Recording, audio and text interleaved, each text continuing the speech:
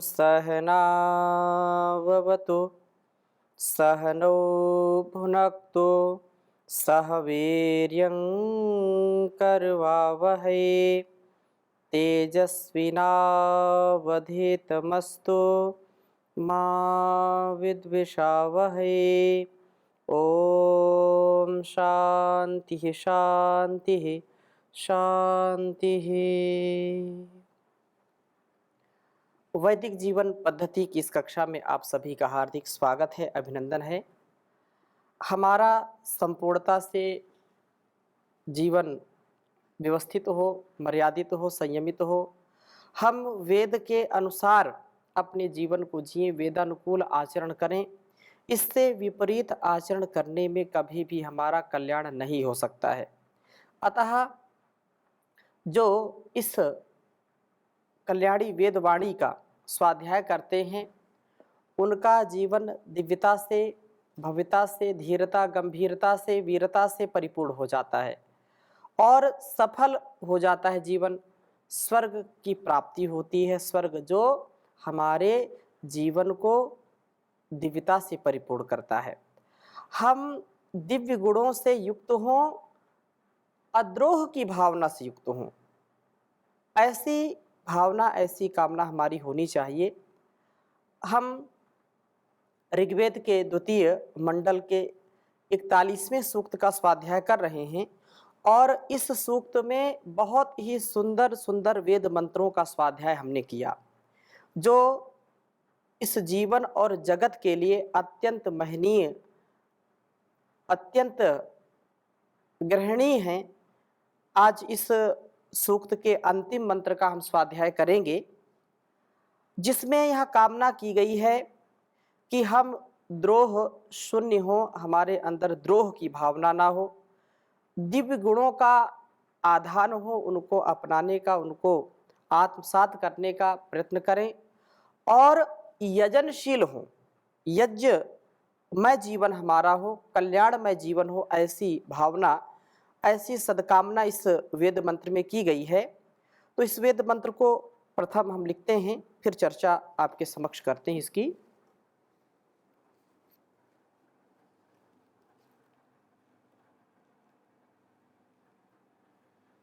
ओम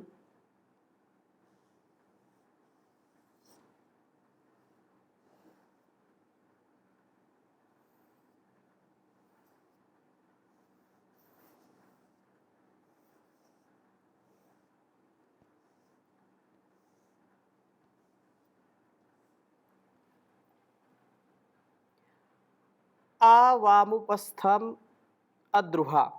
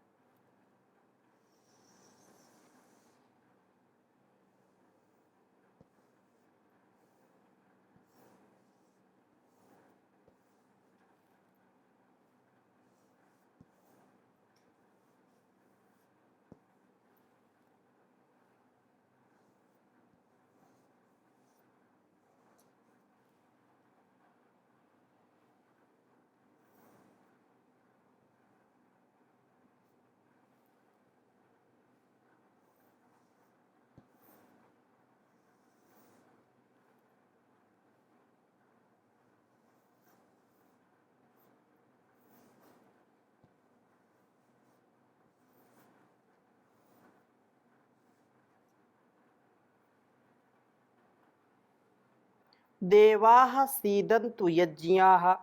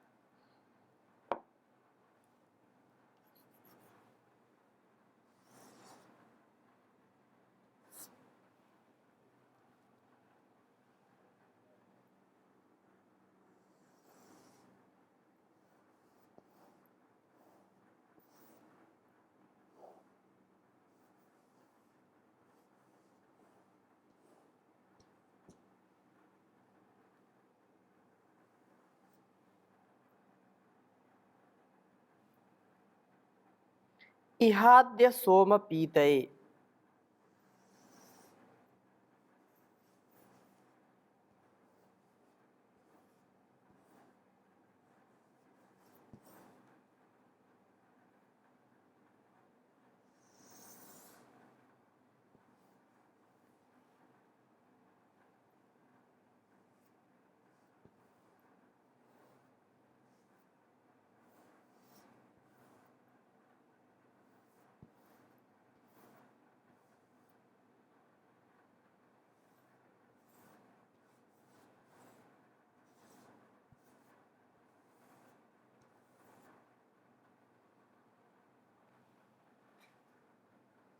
ऋग्वेद के दूसरे मंडल के 41वें सूक्त का यह अंतिम अर्थात 21वां मंत्र है।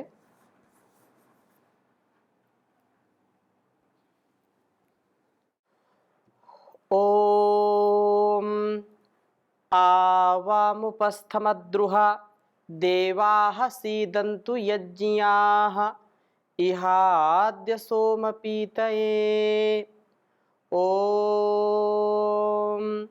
आवामुपस्थमद्रुहा देवाः सीदन्तु यज्ञाः इहाद्य सोम पीतये। वेद मंत्र का भाव बहुत ही सुंदर है। हे द्यावा पृथ्वी वाम, आपकी उपस्थम गोद में आसीदंतु बैठे कौन? देवाहा, देव वृत्ति के जो उपासक हैं, देव वृत्ति से जो युक्त हैं, जिनके जीवन में आसुरी वृत्ति नहीं है, जिनके स्वभाव में, ऐसे देवतुल्य देव वृत्ति के पुरुष जो कि अद्रुहा, द्रोह की भावना से रहित हैं। यह बहुत बड़ा दुर्गुण होता है कि हम द्रोह जब करते हैं, द्रोह की भावना यदि हमारे मन में है तो हम स्वयं भी कभी सुख नहीं प्राप्त कर पाते हैं और दूसरों को भी सुख नहीं देते हैं। हम स्वयं भी दुखी रहते हैं, कुंठित रहते हैं, भाव हमारे शुद्ध नहीं होते, मन हमारा शुद्ध नहीं होता है। स्वयं उस पीड़ा में, उस अंदर जो जलन है, ज्वेलसी है, जो ईर्ष्या की भावना है, जो द्रोह की भावना है, जो बदले की कामना है, छोटी छोटी बातों में, ज़्यादा बड़ी बातें नहीं, छोटी छोटी बातों में हम इतने परेशान हो जाते हैं। हम उस व्यवहार को नहीं समझ पाते हैं जो हमारे लिए कल्याणकारी है, हमारे लिए जो महनीय है। हम संकीर्ण विचारधारा से युक्त होकर के उन छोटी छोटी बातों का बहुत बड़ा निरर्थक अर्थ लगा लेते हैं जो अकल्याणकारी है। कहावत है, तिल का ताड़ बना दिया। तिल का ताड़ बनाना अर्थात अपने को भी दुखी करना और अपने अंग संग रहने वालों को भी दुखी करना। संसार में कोई भी व्यक्ति पूर्णता को प्राप्त नहीं है। हम एक दूसरे के भावों को समझें, एक दूसरे के स्वभाव को समझें और उससे फिर सहनशीलता का भी आधान करें।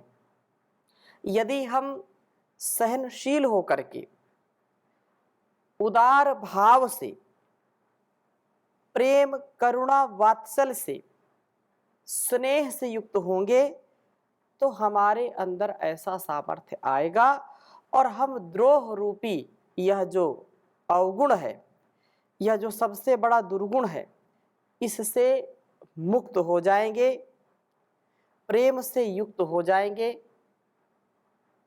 यज्ञाः और जो ऐसा भाव मन में रखता है वही वास्तव में यज्ञशील होता है, वही कल्याणकारी भावों से युक्त होता है, स्वयं भी अपना कल्याण करता है और समाज में, राष्ट्र में जो भी बुराइयां हैं, जो भी अभाव हैं, दुर्भाव हैं, उनमें समभाव का, उनमें परस्परता का, समरसता का, तत्परता से आधान करने वाले बन जाते हैं।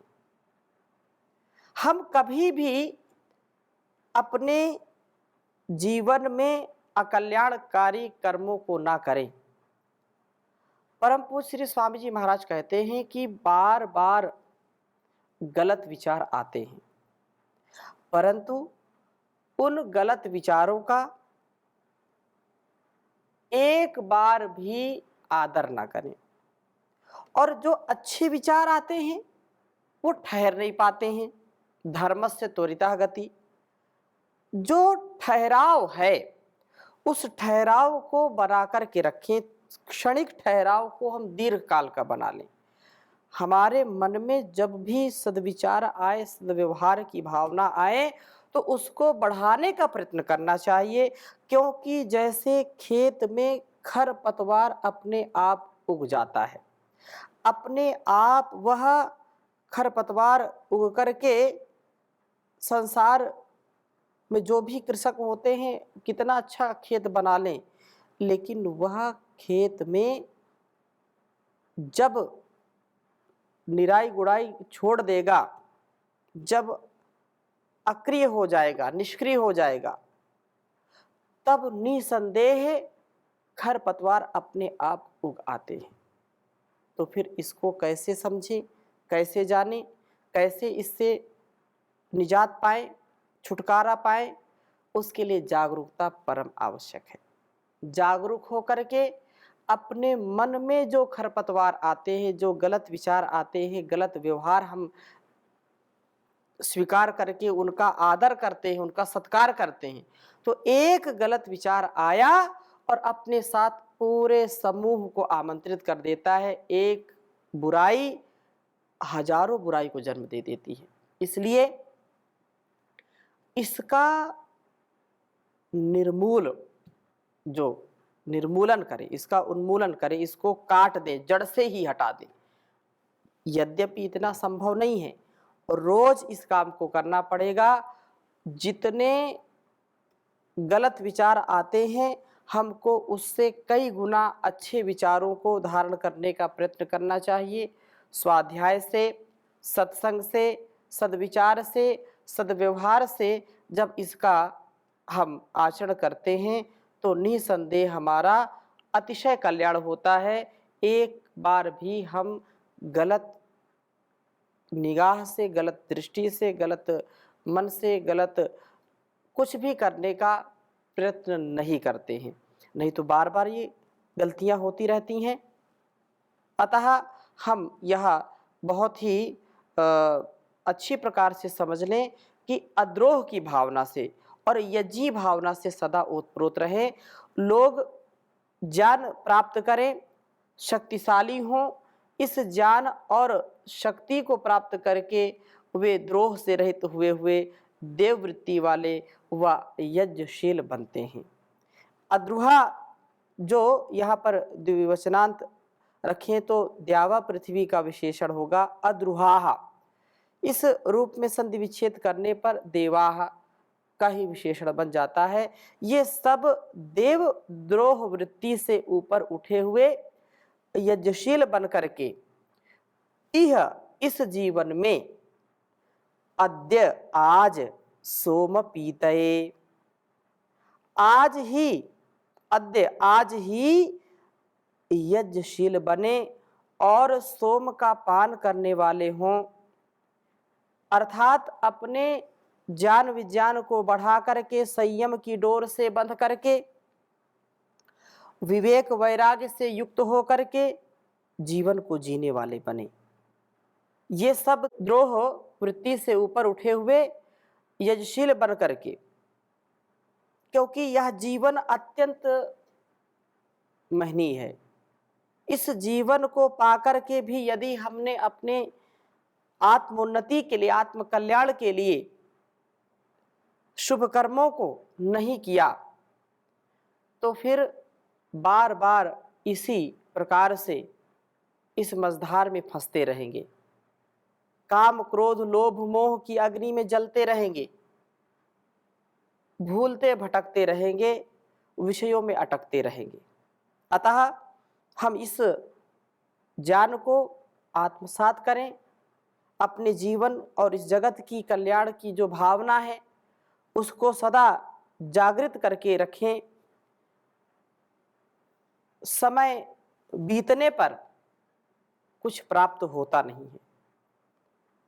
समय के रहते हुए जितना उपकार हम कर सकते हैं, जितना इस शरीर से इस संसार का उपकार करें, उतना ही कम है।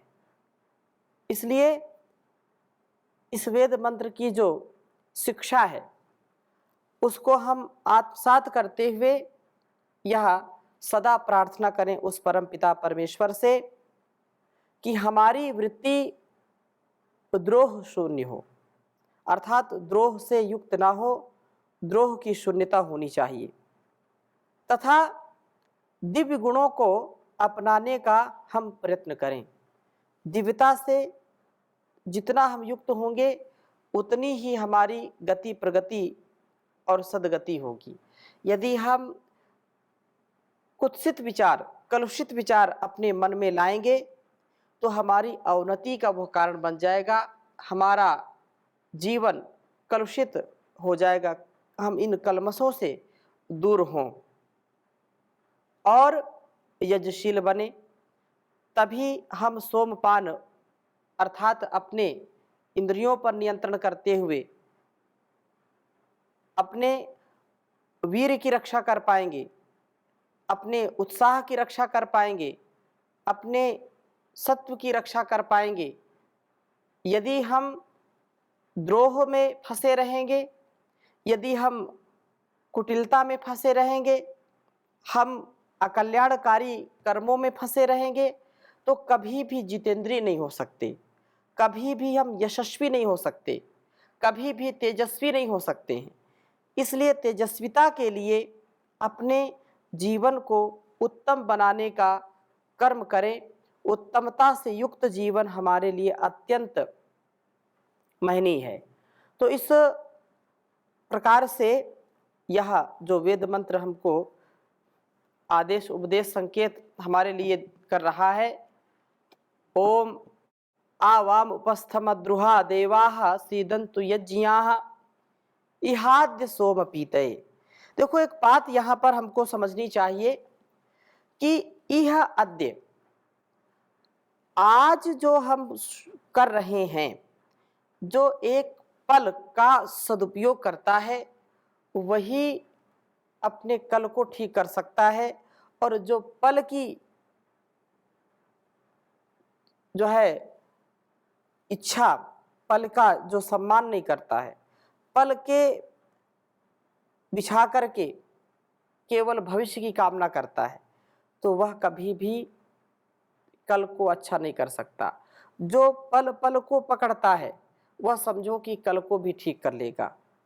कल किसने देखा, इसलिए पल को, वर्तमान, अतीत व्यतीत हो गया, अतीत की जो गलतियां हैं, जो चीज़ें हैं, उनको हम ज़्यादा स्मरण ना करें, दीनहीन ना बने, और भविष्यत जो अनागत है, भविष्य अनागत है, उसकी भी चिंता ना करें, क्योंकि वह आएगा, तब क्या होगा क्या नहीं होगा हम कुछ नहीं जानते। वर्तमान हमारा निर्दोष है। वर्तमान की गति और प्रगति के लिए सदा सर्वदा उद्यत रहना चाहिए, पुरुषार्थ करना चाहिए, अखंड प्रचंड पुरुषार्थ और विकल्प रहित संकल्प। जब ऐसा हम कर पाएंगे तो निसंदेह हम उत्तमता से अपने जीवन को जी पाएंगे। यही जीवन जो हमारे लिए और इस संसार के लिए श्रेष्ठ बनता है। आत्मनो मोक्षार्थम जगत हिताय च, ऐसा भाव और उपनिषद में भी इसी बात को कहा, इह चेद वेदी तत सत्यमस्ति नाचेदिहा वेदिन महति विनष्टि भूतेषु भूतेषु विचित्य धीरा प्रेत्यस्मद्लोकादमृता भवन्ति। कहा कि इस जीवन को, जैसे इस वेद मंत्र में कहा इहाद्य, इह अद्य, तो आज ही हम जो करें अच्छा करें, शुभ से परिपूर्णता से हम अपने जीवन को जिएं और इस शरीर को पा करके कि पाके सुंदर बदन कर प्रभु का भजन, पाके सुंदर बदन कर प्रभु का भजन, दुनिया फानी का कोई भरोसा नहीं, कितने राजा गए कितने रानी गए, राजधानी का कोई भरोसा नहीं। जीवन का यदि हम सत्कार करते हैं तो यह माटी का खिलौना है और माटी में मिल जाना है। हमारे गुण कर्म स्वभाव ही हमारे साथ जाने वाले हैं। इसलिए वेद मंत्र कहता है कि इस शरीर को पा करके अनमोल रत्न है ये, अनमोल इस जीवन की कहानी है। अनमोल ये जीवन की अनमोल कहानी है, जाए प्राण तेरे जो निकल दुनिया यह फानी है,